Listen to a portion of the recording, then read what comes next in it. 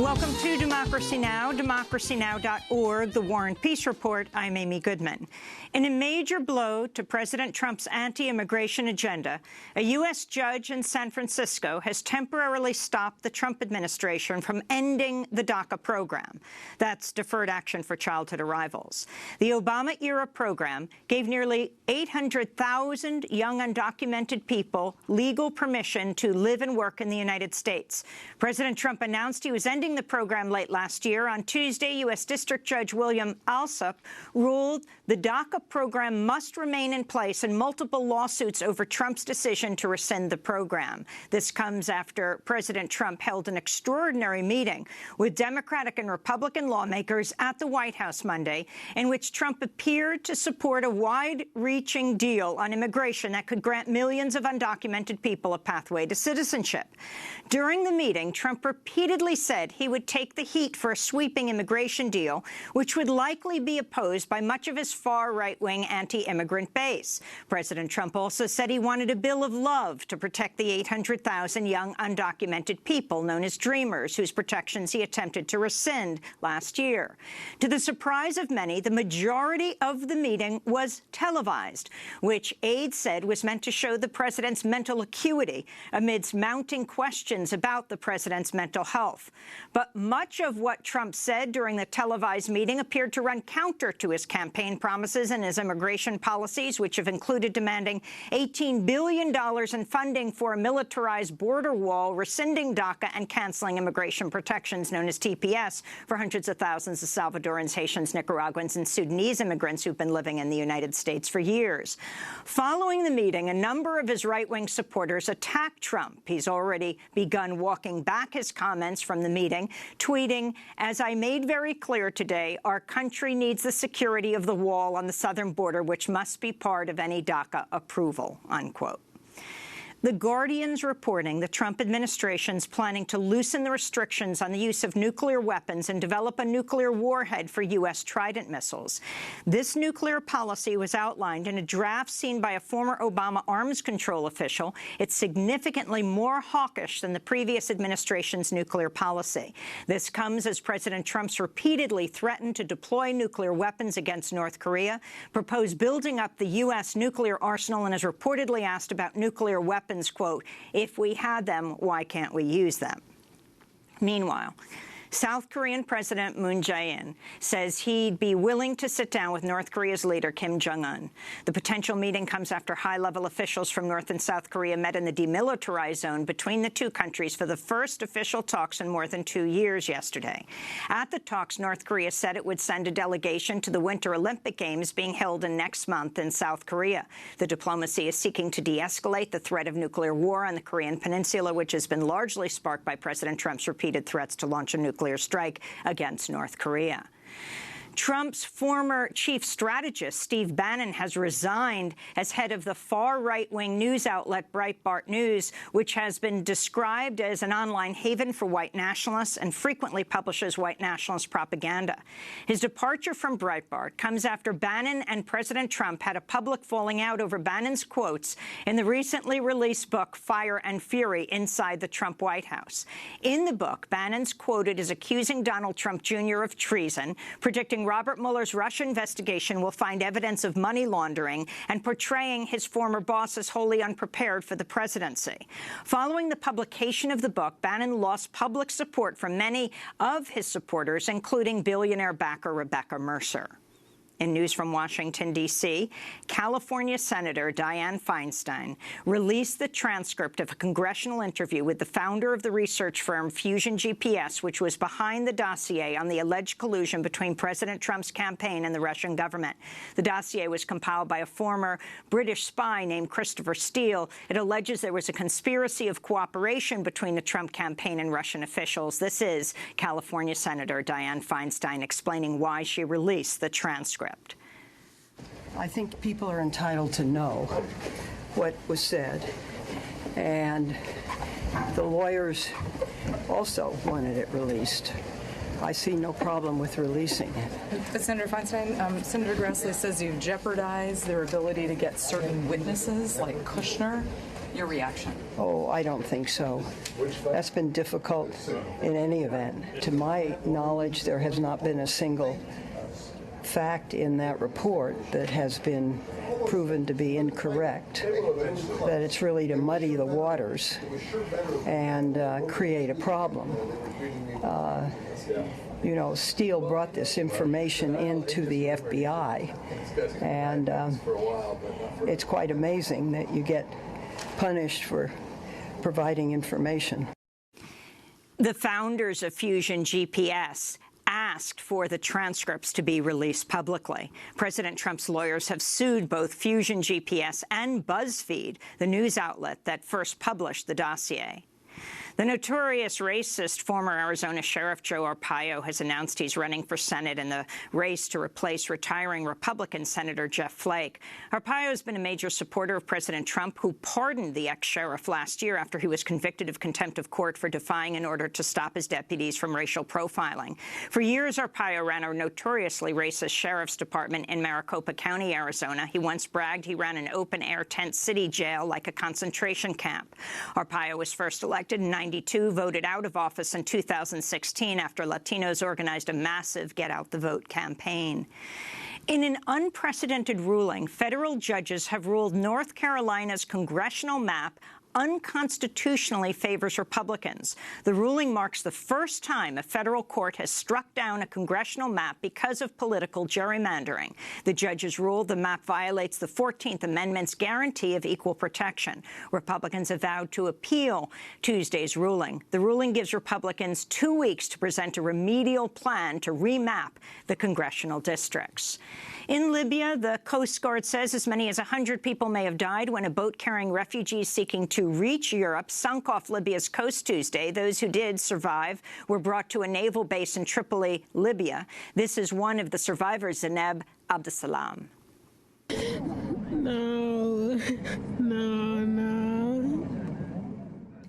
I feel so disappointed because I could not make it to where I want to go. I feel so disappointed, and I don't want to go to prison. I don't want to go to prison. I don't want to go to prison. In Pakistan, at least 6 people were killed in a suicide bomb attack targeting police officers in the southwestern city of Quetta Tuesday. The group known as the Pakistan Taliban claimed responsibility for the attack, saying it was in retaliation for the killing of its fighters by the Pakistani military. At least 16 more people were wounded in the explosion. Egypt's jailed 262 people for participating in the 2013 sit-in protests against the ouster of former President Mohamed Morsi. These sentences range from life in prison to 3 years in jail. Israel's facing a possible international criminal court probe over its 2014 assault on Gaza and continued expansion of settlements in the occupied West Bank. According to the Israeli TV station Channel 10, Israel's National Security Council recently warned Israeli lawmakers that the ICC could open an investigation at some point this year. This comes as the Israeli defense minister said Israel will approve the construction of hundreds of new settlement homes in the Israeli-occupied West Bank. Meanwhile, Israeli Prime Minister Benjamin Netanyahu is facing a domestic political controversy after an Israeli TV station aired a secret audio recording of his son from outside a strip club in 2015. In the recording, Yair Netanyahu can be heard talking about prostitutes and demanding money from the son of an Israeli gas tycoon. Yair implies his father, Prime Minister Netanyahu, helped push through a $20 billion deal to benefit the businessman, saying, quote, "My dad arranged $20 billion for your dad, and you're whining with me about 400 shekels." This comes at a time when Benjamin Netanyahu is facing multiple corruption investigations. We'll have more on Israel and Palestine after headlines. Ecuador's foreign minister says WikiLeaks founder Julian Assange's stay in the Ecuadorian embassy in London is untenable. Assange first sought refuge and political asylum in the Ecuadorian embassy in 2012 when he faced possible extradition to Sweden amidst a sexual assault investigation. The investigation has since been dropped. Assange denies the allegations and calls the investigation a pretext for his ultimate extradition to the United States to face prosecution under the Espionage Act. Ecuador is now calling on Assange's stay to be ended through international mediation. Back in the United States, the Senate Foreign Relations Committee held a hearing Tuesday on a series of bizarre, unexplained health problems suffered by U.S. diplomats in Cuba. Officials originally said the health problems were caused by a likely sonic attack, but a new FBI report says there's no evidence of sonic waves being used in an attack in Havana. At Tuesday's Senate committee hearing, officials suggested the unexplained health problems might have been caused by an intentionally deployed virus. The Cuban government has denied any involvement in the alleged attack and says it's helping investigate the incidents. In financial news, the International Business Times reports the Trump administration's quietly waived part of the punishment for 5 major banks who are convicted of manipulating global interest rates. The banks are Citigroup, J.P. Morgan, Barclays, UBS, and Deutsche Bank, to which President Trump and his business empire owes at least $130 million in loans. The global interest rate manipulation scandal, known as the LIBOR scandal, involved banks illegally manipulating the interest rate, which underpins trillions in global transactions. In California, at least 13 people have died after torrential rains triggered mudslides in Santa Barbara County. At least 24 more people are missing, and authorities expect the death toll to rise. Scientists have linked extreme rainfall events to climate change. This is Santa Barbara County Sheriff Bill Brown. While we hope it will not, we expect that this number will increase as we continue to look for people who are still missing and unaccounted for. We had a very difficult time assessing the area and responding to many of those areas to assist those people. The only words I can really think of to describe what it looked like was it looked like a World War I battlefield. The torrential downpours and deadly mudslides in Santa Barbara, California, come only weeks after the region was ravaged by historic and deadly winter wildfires. In Madagascar, at least 29 people have been killed and tens of thousands more displaced from their homes after a cyclone hit the island nation off the southeastern coast of Africa over the weekend. This is Haingo Tina, who was displaced by the cyclone. We are 6 in our family, and our house is completely submerged in water. My child has a strong fever, so we decided to come here to the displaced holding area. From morning, the moment you step down from your bed, you're forced to walk in water. Water is everywhere, and that is the reason we came Meanwhile, here. a tsunami alert has been issued for wide swaths of Central America and the Caribbean after a magnitude 7.6 earthquake struck off the coast of Honduras. In more climate news, New York City Mayor Bill de Blasio is slated to announce today New York City's divesting the city's 5 pension funds of $5 billion in fossil fuel investments. The New York City officials are citing climate change as the reason for the divestment, which they say is the largest of any municipality so far. New York City Controller Scott Stringer said, quote, "Safeguarding the retirement of our city's police officers, teachers, and firefighters is our top priority, and we believe that their financial future is linked to the sustainability of the planet," he said. In response, 350.org co-founder Bill McKibben tweeted, "One of the biggest days in 30 years of the climate fight. Earth's mightiest city now in full-on fight with its richest, most irresponsible industry." The Trump administration's announced it's dropped plans to open up the waters off the coast of Florida to offshore oil and gas drilling, following fierce opposition by Florida's Republican Governor Rick Scott. The announcement comes after the Interior Department moved last week to allow offshore oil and gas drilling in nearly all of the United States coastal waters. The reversal of the Obama-era restrictions would open up more than 1 billion acres of water in the Arctic, Pacific, Atlantic, and Gulf of Mexico to offshore oil and gas drilling.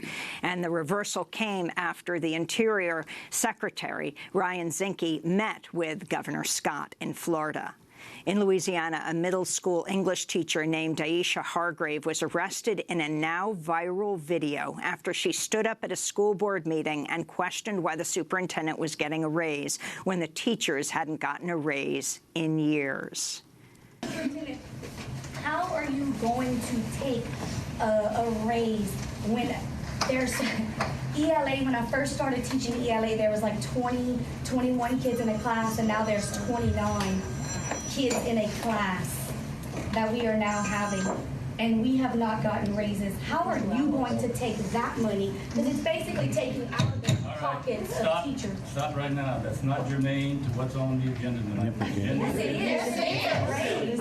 Come on now. How are you going to take? What's on the agenda is the superintendent's contract. With a raise. With a raise. Is it against policy to say do not? Hold on. After her questioning, the teacher voluntarily left the room and was then forcibly arrested in the hallway by a marshal. Since Monday, the video has been seen by more than 1.5 million people. Actor James Franco has been accused of sexual misconduct by multiple women online, including actress Violet Paley, who tweeted, "Remember the time you pushed my head down in a car towards your exposed penis, and that other time you told my friend to come to your hotel when she was 17? Franco wore a Time's Up pin to the Golden Globe Awards Sunday. The Time's Up initiative was launched to combat sexual harassment and assault. This is James Franco denying the accusations during an interview last night on The Late Show with Stephen Colbert. In my life, I pride myself on taking responsibility for things that I've done. I have to do that to maintain my well-being. I do it whenever I know that there's something wrong or needs to be changed. I make it a point to do it. The things that I heard that were on Twitter are not accurate. James Franco won a Golden Globe for Best Actor in a Motion Picture. And some lawmakers are planning to wear black during President Trump's first State of the Union address later this month to protest sexual harassment and assault and to show solidarity with the Me Too and Time's Up movements seeking to end gender violence and abuse. President Trump has been accused of sexual harassment, assault, or misconduct by at least 16 women. And those are some of the headlines. This is Democracy Now!, democracynow.org, The War and Peace Report. I'm Amy Goodman.